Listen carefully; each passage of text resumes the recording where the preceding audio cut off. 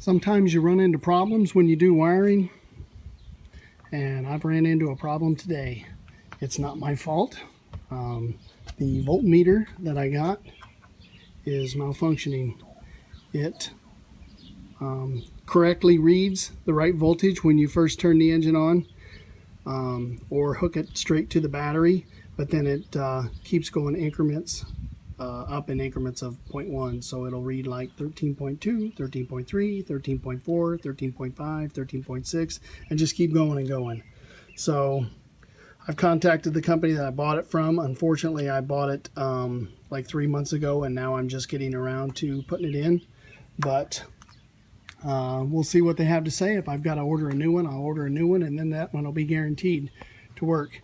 The only issue is I can't be riding in the rain right now because I got a hole in my dash. So I'll show you how I got it worked together here, and then once I get it buttoned up for good, we'll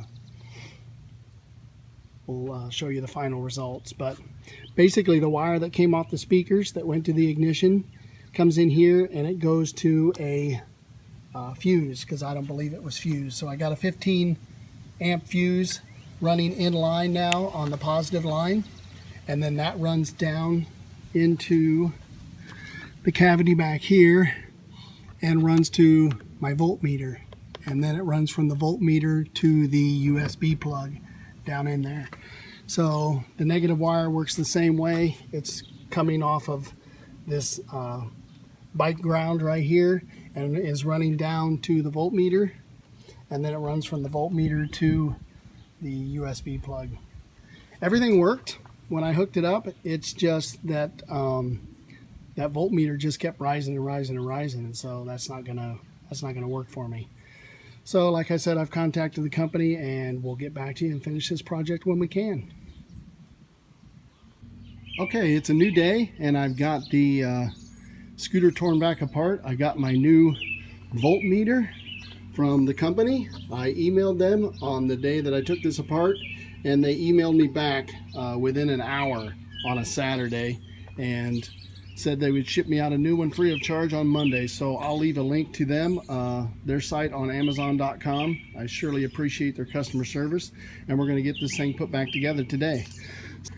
Okay, so this has just got a screw back on it, and it's labeled positive and negative. Positive is the silver, so we'll just stick it to the front, screw it in.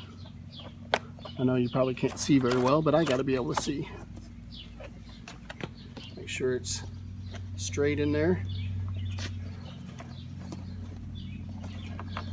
and tighten it down real good. Probably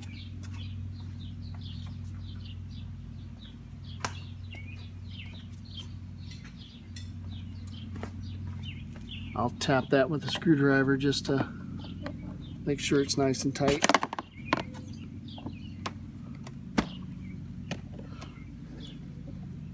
It ain't going anywhere.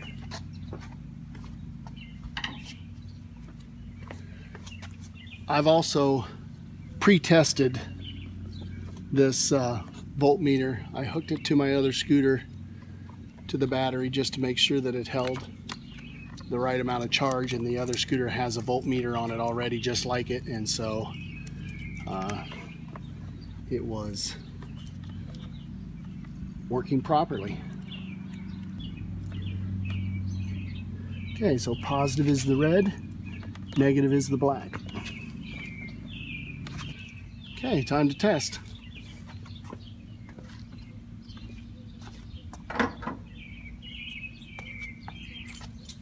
All I really got to do is turn on the ignition, because it activates with that.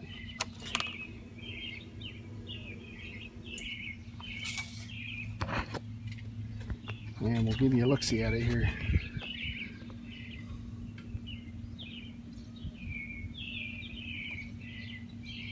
.0 and holding.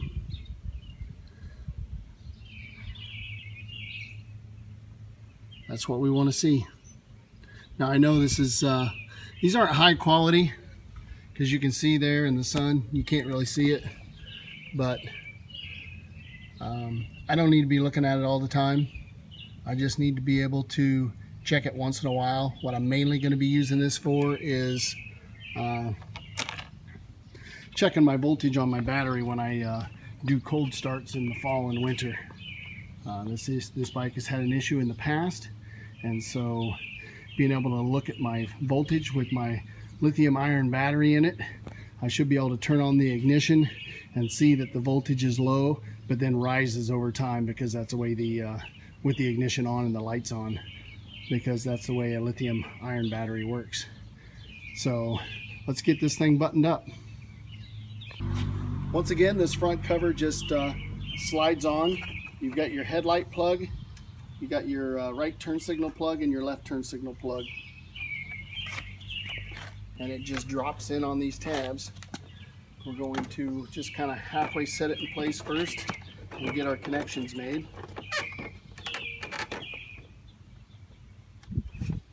And they are one-way connections, you can't put them on wrong.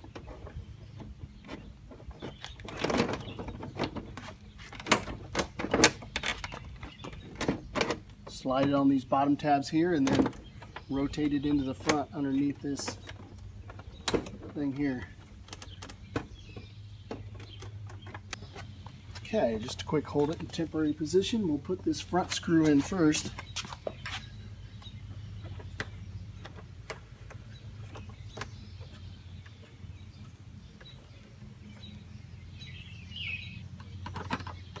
So we'll put this front screw in first just to kind of hold it. And then there's 5 screws on either side. 1, 2, I'll point those out in a minute. So I got that one in there, and I just want to check and make sure I'm fitting all the way around the way I need to. Okay, and then we'll show you the 5 screws. Okay, the 5 screw locations on each side are here, here. At this vent, there's one at the top and there's one at the bottom. And then the final one is underneath the foot mat in that position right there.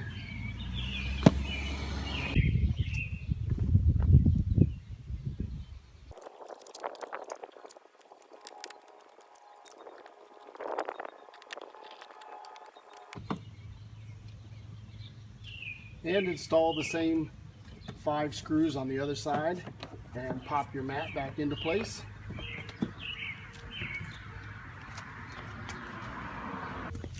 Next is the windshield mounting bracket, and that mounts with 4 6mm hex into these 4 holes right here, and there is rubber for noise and vibration protection on the back of here, so make sure you've got the placement of that right.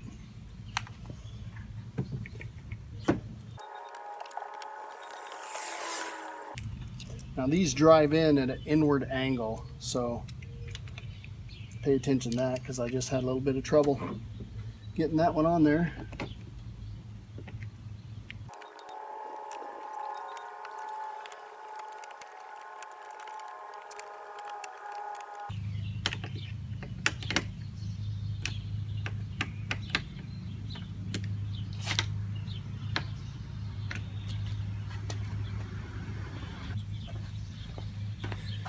Next is the windshield, and it goes on through these 4 rubberized mounting brackets here with 4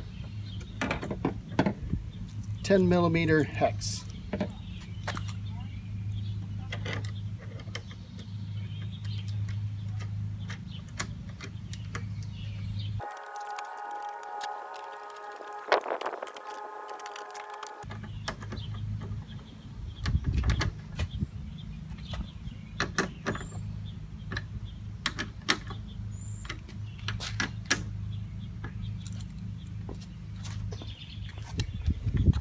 Next is your windshield cover mount, and it's held on by 4 5mm hex, and it's got snap points here, here, and here.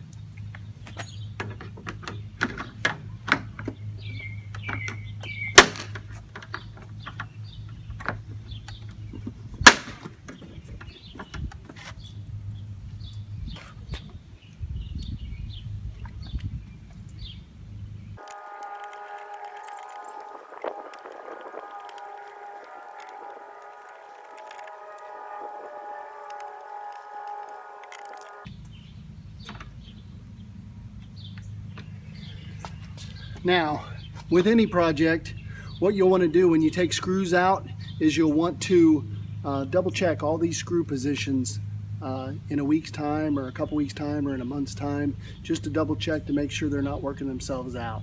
So that concludes this project. I hope you enjoyed this video series on putting in a AC adapter and a voltmeter on your Xciting 500 or any Kimco vehicle for that matter.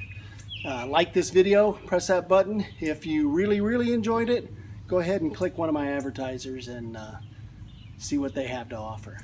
Thanks for watching, and as always, go Tigers!